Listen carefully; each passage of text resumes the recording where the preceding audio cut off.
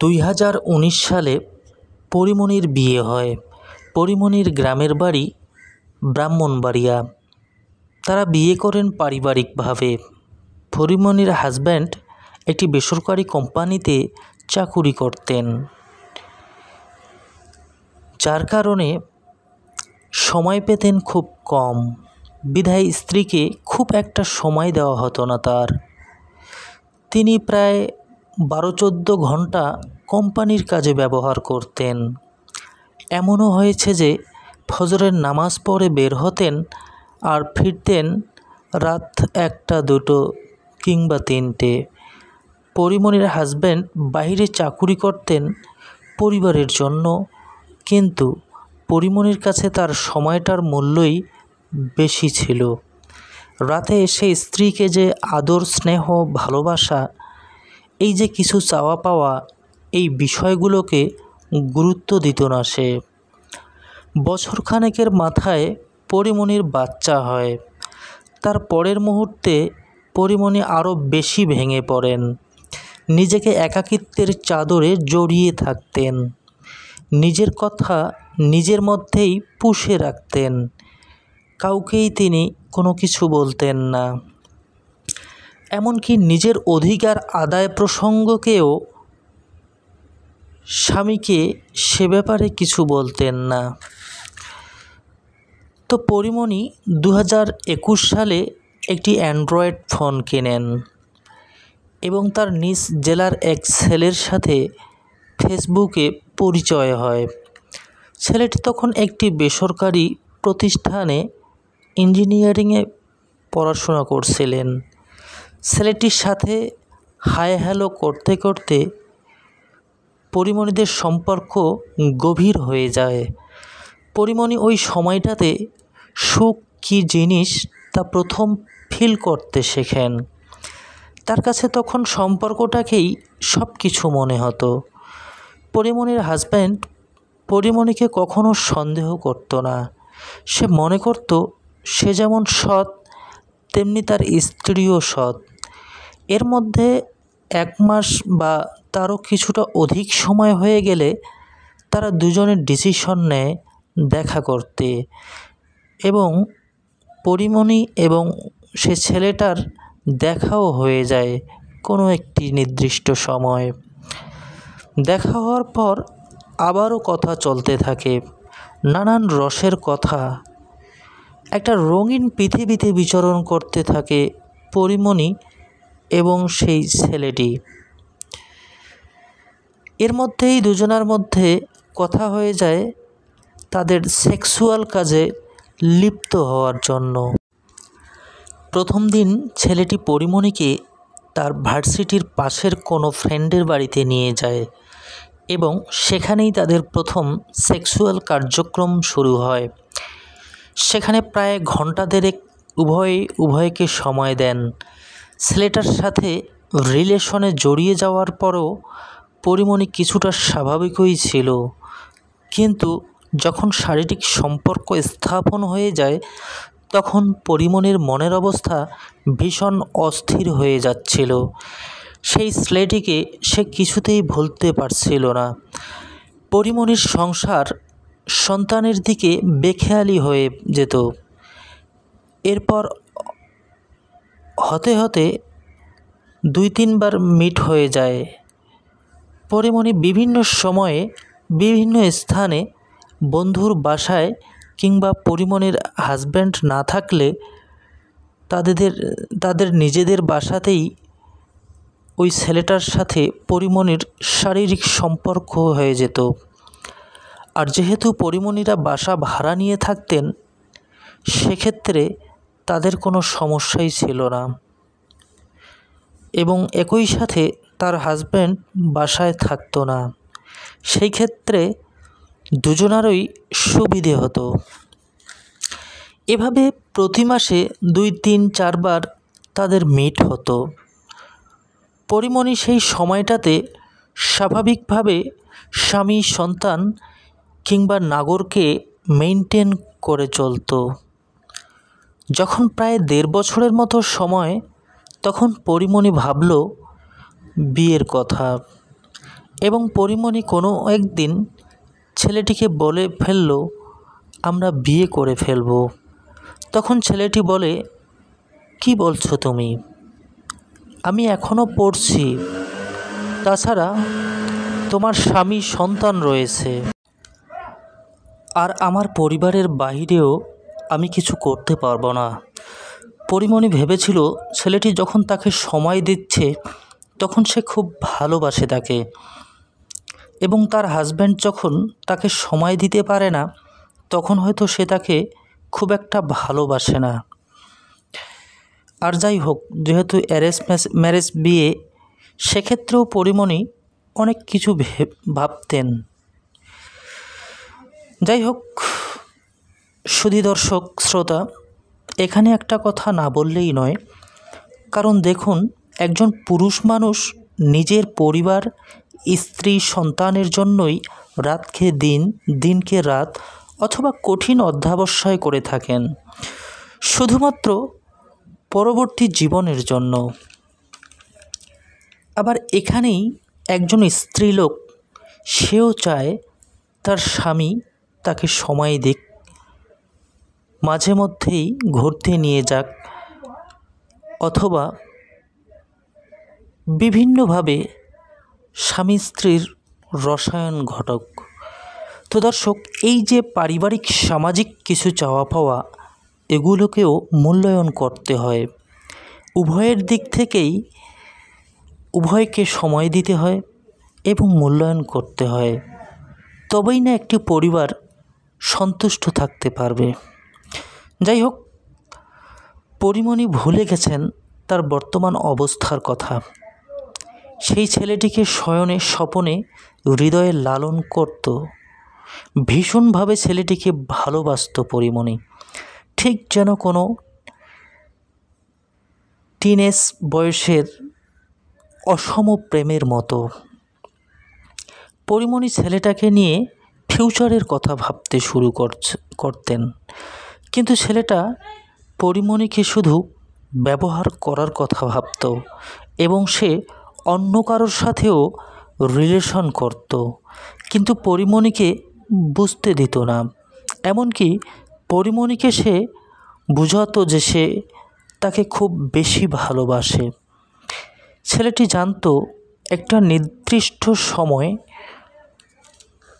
পরিমণি সে নিজের মতো, ছেলেটি জানতো যে একটি নির্দিষ্ট সময় পর্যন্তই পরিমণিকে সে নিজের মতো কাছে পাবেন। পরিমণি যেখানে ছেলেটিকে বিয়ে করার জন্য স্বামীকে ডিভোর্স দেওয়ার সিদ্ধান্ত গ্রহণ করে, এবং যেহেতু তার বাবার পরিবার মোটামুটি ওয়েল সেটেলড, তাই তার বাচ্চাকে বাবার পরিবারে দিয়ে দেবেন, এমনটাও তার ভাবনাতে কাজ করেছিল। পরিমণি তার বাবার পরিবারেও একমাত্র কন্যা। পরিমণি মনে মনে প্ল্যান করে বসেছিলেন সুযোগের অপেক্ষায়। পরিমণি ভাবত, যেহেতু তার স্বামী তাকে সময় দিতে পারত না, তাই নানান ছলে তার বাবার বাড়িতে অজুহাত দেখিয়ে স্বামীকে ডিভোর্স দিয়ে দিত। আর যেহেতু পরিমণি তাদের একমাত্র সন্তান, খুব একটা সহজ না হলেও খুব একটা কঠিন হতো না বিষয়টা। যাই হোক, কোনো একদিন পরিমণি ওই ছেলেটা সহ পার্কে যায়। তো সেখানে ছেলেটির ফোনে একটা অসংলগ্ন মেসেজ ঢুকে যায়। ফোনটায় পাসওয়ার্ড দেওয়া থাকলেও উপরে সে লেখা স্পষ্টই বোঝা যায়। ছেলেটি ওই মুহূর্তে পরিমণিকে বসিয়ে রেখে পানি আনতে যায়। যাই হোক, কোনো এক পর্যায়ে পরিমণি ছেলেটিকে বলে, তোমার ফোনের পাসওয়ার্ডটা দাও তো আমাকে। ছেলেটি মুহূর্তে বলে দেয়, আমার ফোনের পাসওয়ার্ড দিয়ে তুমি কি করবা? এই বিষয়টা নিয়ে সেদিন ছেলেটার সাথে কিছুটা ঝগড়া হয়ে যায় পরিমণির। পরিমণি মন খারাপ করে কান্নাকাটি করে বাসায় চলে আসে, কাউকে কিছু বুঝতে দেয় না। ঠিক সেই দিন পরিমণির হাজব্যান্ড রাত্রে পরিমণিকে জিজ্ঞাসা করে, কি খবর তোমার? আজকে তোমার মন খারাপ কেন? পরিমণি তার স্বামীকে কিছু বলে না। যাই হোক, ছেলেটা পরিমণির কাছে ছড়িটড়ি বলে ক্ষমা চেয়ে বসেন এবং একটা পর্যায়ে গিয়ে আবার তাদের কনভারসেশন হয়। এভাবে দীর্ঘদিন চলতে থাকে। এর মধ্যে পরিমণি ছেলেটিকে বিয়ের কথা বললে ছেলেটি আবার তাকে পূর্বের উত্তর দেয়, স্বামী, সন্তান ইত্যাদি ইত্যাদি। পরিমণির তখন মনে হয়, যখন তার স্বামী প্রধান সমস্যা, তখন আমি আমার স্বামীকেই মেরে দিব। পরিমণির এক কাজিন ছিলেন, শুরু থেকেই সব সমস্যাই পরিমণি তার কাজিনকে জানাতেন এবং পরিমণি যখন ছেলেটির সাথে দেখা করতে যেতেন তখন তার সেই কাজিনকে জানাতেন। কাজিন আবার রাজনীতি করতেন। কাজিনের অনেক সাহসও ছিল। কাজিনকে এই জন্যই জানাতেন যে সন্ধ্যা হয়ে গেলে কিংবা বাসা থেকে কেউ খোঁজখবর নিতে চাইলে যাতে ঝামেলা না হয়। তো পরিমণি এইটা জানান কাজিনকে যে কিভাবে তার হাজব্যান্ডকে সরিয়ে ফেলবেন। তখন তার কাজিন বলেছিল, ঠিক আছে, বিষয়টা আমি দেখব, আমি ওকে শ্যুট করব, ওকে শ্যুট করে দেব। পরিমণির কাজিন এটাও বলেছিল যে সে একটি গান ভাড়া করে পরিমণির স্বামীকে সে শ্যুট করে দেবে। এক কথায় সে দুর্ধর্ষ ছিল। সে কখনোই কোনো চিন্তা ছাড়াই ডিরেক্ট বলে যে সে শ্যুট করে দেবে। এর মধ্যে কাজিনের সাথে পরিমণির প্রায় 3-4 দিন প্ল্যানিংও হয়ে যায়। পরিমণির হাজব্যান্ড রাত কয়টার দিকে বাসায় ফেরে, কোন যানবাহনে করে আসে এবং কোন রাস্তা দিয়ে আসে, এই যাবতীয় প্ল্যান তাদের মধ্যে হয়ে যায়। এর মধ্যেই কোনো একদিন পরিমণির স্বামী ছুটি কাটায়। পরিমণি কিচেনে রান্না করছিলেন।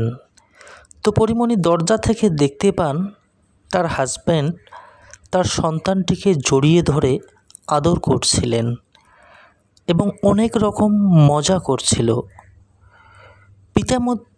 পিতা এবং পুত্রের মধ্যে এই যে রসায়ন, এটা প্রত্যেকটি সন্তান বা বাবার ক্ষেত্রেই এমনটা হতে পারে, যাদের ভেতরে হৃদয় নামক প্রাণীটা বসবাস করে, তাদের মধ্যেই এই উদ্দোলিত মনোভাবগুলো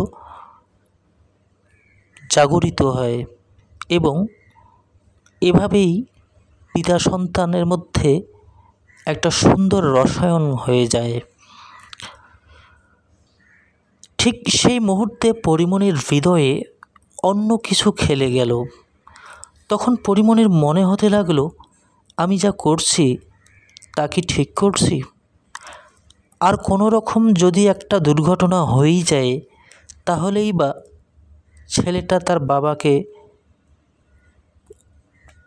কীভাবে দেখবে, বা ছেলেটা তার বাবাকে হারিয়ে ফেলবে এবং কোনো একটি সময় আমাকেও সে হারিয়ে ফেলবে। এই সময়টায় এসে পরিমণির অনেক কিছুই ভাবনা চিন্তা হয়। এক কথায় পজিটিভ চেতনা তার মাঝে কাজ করে, কারণ যার জন্য এত কিছু সেও তো শুধু অজুহাতেই দেখায়। তার মন বোঝাও কঠিন দায়।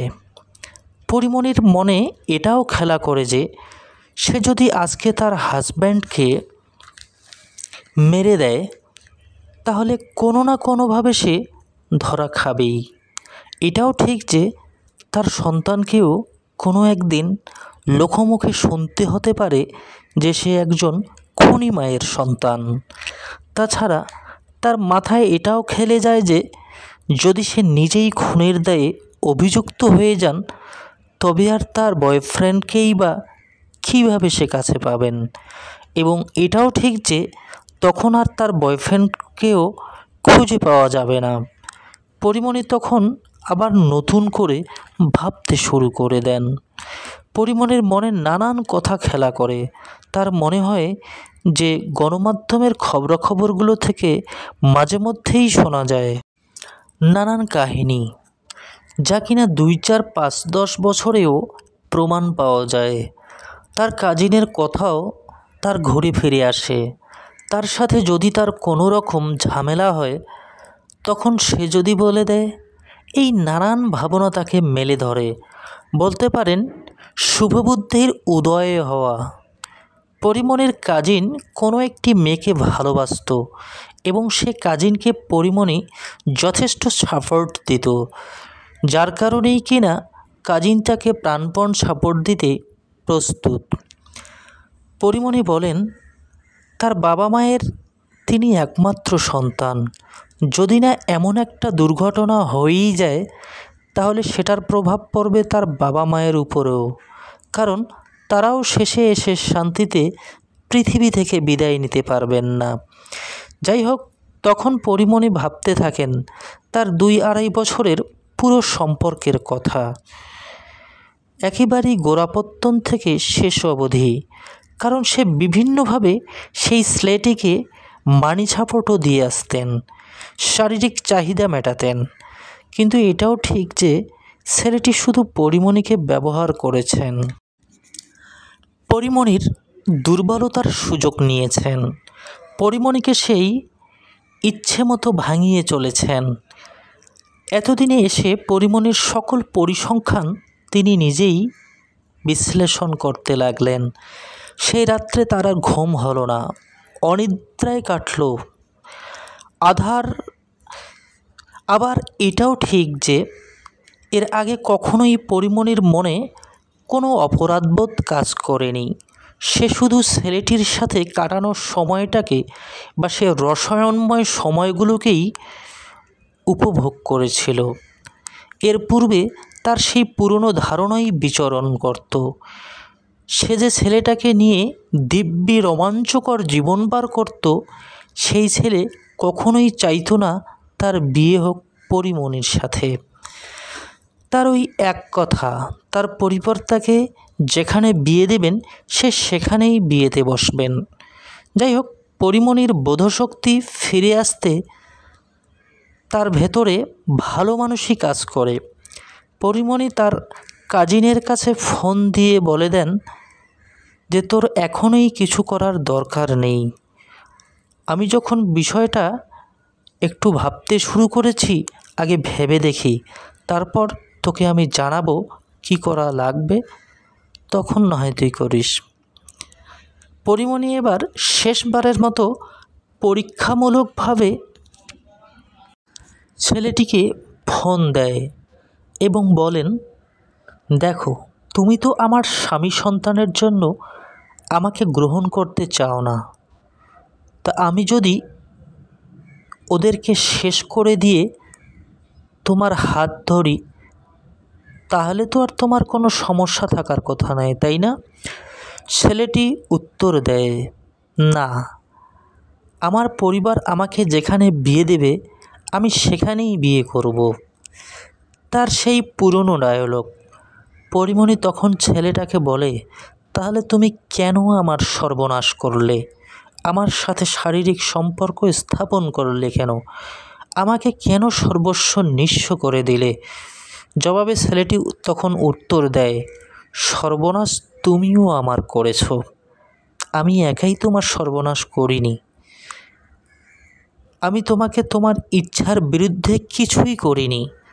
তোমার ইচ্ছা ছিল জন্যই আমরা উভয়ের প্রতি যে আচরণ বা যে সম্পর্ক স্থাপন করেছি, সেটা দুজনার জন্যই হয়েছে, কারোর একার পক্ষে হয়নি। তখন পরিমণির বোধগম্য ফিরে আসে। আবারও সে পরিষ্কার হয়ে যায় যে ছেলেটি শুধু তার শরীরটাকে উপভোগ করার জন্যই এতদিন তার সাথে নাটক করেছিল, তাছাড়া আর কিছুই নয়। এবং পরিশেষে পরিমণি তার কাজিনকে বলে দেয়, ফোন করে বলে দেয় যে, দেখো, আমাদের পরিবারের যে অশান্তি, আমি এই যাবতকাল যা কিছু করেছি, আমি সব কিছুর জন্য নিজের কাছে নিজেই ক্ষমা প্রার্থী। আর তোর কাছে যেগুলো প্রকাশ করেছি বা এতদিনে তুই যেভাবে আমাকে হেল্প করতিস, এটার জন্য আমি তোর কাছে কৃতজ্ঞ থাকব। আর আশা করি এই বিষয়গুলো নাড়াচাড়া না করে এই পর্যন্তই শেষ করবি। আমি আমার বিষয়গুলো বুঝতে পারছি। আমার যেখানে সুখ সেটা আমার পরিবার। সুতরাং আমরা যে ডিসিশনগুলো নিয়েছি এটা খুবই উদ্ভট চিন্তা চেতনা। যাই হোক, এগুলো নিয়ে আর বাড়াবাড়ি করার কোনো দরকার নেই। এই সব কাহিনী এখান থেকেই শেষ করে দাও। তো দর্শক, এই ছিল পরিমণির জীবন কাহিনী। তো আমরা প্রত্যেকটি কাহিনী থেকে কিছু না কিছু শিক্ষামূলক বিষয় জানার চেষ্টা করব। বিশেষ করে এই গল্পটা থেকে যদি আপনি কোনো শিক্ষামূলক বিষয় জানতে চান, তাহলে ধরুন এই গল্পের থেকে আমরা যে বিষয় বা যে ইস্যুগুলো লক্ষ্য করলাম, তার মধ্যে অন্যতম হলো এই কাহিনীটার সৃষ্টিই হলো আমাদের গল্পের পরিমণির যে স্বামী ছিলেন, তিনি একটা কোম্পানিতে চাকুরি করতেন এবং তিনি স্ত্রীকে সময় দিতেন না। মাঝে মধ্যে আসলে চাকুরি করতে হবে জীবনের প্রয়োজনে, পরিবারের প্রয়োজনে, নিজের প্রয়োজনে, সন্তানের প্রয়োজনে, কিন্তু স্ত্রী সন্তানদেরকেও সময় দিতে হয়, ভালোবাসা দিতে হয়, আদর, স্নেহ, সোহাগ, মমতা, এসব কিছুর দরকার আছে ভাই। এরপরে যেটা ইস্যু আমি বের করেছি সেটি হলো 2021 সালে পরিমণি একটি অ্যান্ড্রয়েড ফোন কেনেন। এই যে একটি অ্যান্ড্রয়েড ফোন মানে এখন একটি পৃথিবী। আপনি সেখানে যেটাই করতে চাবেন সেটাই সম্ভব। কী না হয় একটি অ্যান্ড্রয়েড ফোনে। একজন মানুষের নিচে নামতে যা যা করা দরকার তার সবটাই এই অ্যান্ড্রয়েড ফোনে হয়। তো সেখান থেকে ভালো কিছুও গ্রহণ করা যায় না এমনটা নয়, তবে আমি দেখেছি প্রায় 90% খারাপ দিকগুলোই সেখানে থাকে। এবং একটা মানুষ খারাপ হতে চাইতে হয় না যদি সে একটি অ্যান্ড্রয়েড ফোন ইউজ করে এবং তার মানসিক অবস্থার যদি অবনতি ঘটে, তাহলে সে হামেশাই খারাপ কাজ করে বসতে পারে। এটাই স্বাভাবিক। তৃতীয়ত যেটা ভাবলাম যে মেয়েটি থাকতো একটি ভাড়া বাসায়। আসলে একাকিত্ব বা এখান থেকেই যে একটা স্বাধীনতা, ফ্রিডম, এই স্বাধীনতাটাও অনেক সময় মানুষকে অসংলগ্ন করে তোলে। দর্শক, চতুর্থত যে বিষয়টা হলো সেটা আমার কাছে মনে হয়েছে যে ওই যে তার কাজিন, সে রাজনীতি করত, তার অনেক পাওয়ার, সে একজন দুর্ধর্ষ, সে ইচ্ছে করলেই কাউকে ফায়ার করে দিতে পারে, যে এই সক্ষমতা রাখে, বা যার হৃদয়ে এতটা পাষণ্ড, তার দ্বারাই অনেক কিছুই করা সম্ভব। এক কথায় তার কাজিনকে সে ডান হাত মনে করত, বা পরিমণি তার কাজিনকে একটা ছায়া হিসেবে ব্যবহার করত। তো সবে মিলে এই কয়েকটি ইস্যু আমার ভেতরে কাজ করেছে এবং আরও অনেকগুলো ইস্যু হতে পারে। তো দর্শক, আমরা এই গল্প থেকে যেটা শিক্ষা নেওয়ার সেটা আমি মনে করি যে এই গল্প থেকে আমি যে কয়েকটা ইস্যুর কথা বললাম, আপনারা সেই এগুলোর থেকেও শিক্ষা নেওয়ার আছে। এবং আমাদের পরবর্তী প্রজন্ম বা যাতে কোনোভাবেও এই বিষয়গুলোর সাথে পরিচিত না হয়, তাই প্রত্যেকটি পরিবারের কাছে আমার আর্জি থাকবে যে আপনারা সুখ নামক যে পাখিটা, এটা আসলে নিজেদের অন্তরেই বসবাস করে, এটা কারোর অন্যর অন্তরে বসবাস করে না বা অন্যর পরিবারে বসবাস করে না। তাই কোনো একটি পরিবারকে বিনষ্ট করে বা কোনো একটি পরিবারের হৃদয়ে আঘাত করে কখনো সুখ আসে না। সুখ খুঁজে নিতে হয় নিজেকেই, এবং নিজেদের মাঝেই। নিজেদের যে সম্পর্কগুলো থাকে, যে পবিত্র সম্পর্কগুলো, সে পবিত্র সম্পর্কগুলোর মাঝেই সুখ বিচরণ করে। তাই অবাধে মেলামেশা এবং পরকীয়া নামক জঘন্যতম কাজ থেকে আমাদের বিরত থাকতে হবে। আমরা পরকীয়া নামক এই বিষাক্ত ছোবল থেকে বিরত রেখে কিভাবে সুন্দর একটি জীবন পার করব, সেই চিন্তা চেতনাই যেন আমাদের মাঝে আসে। তো ধন্যবাদ দর্শক।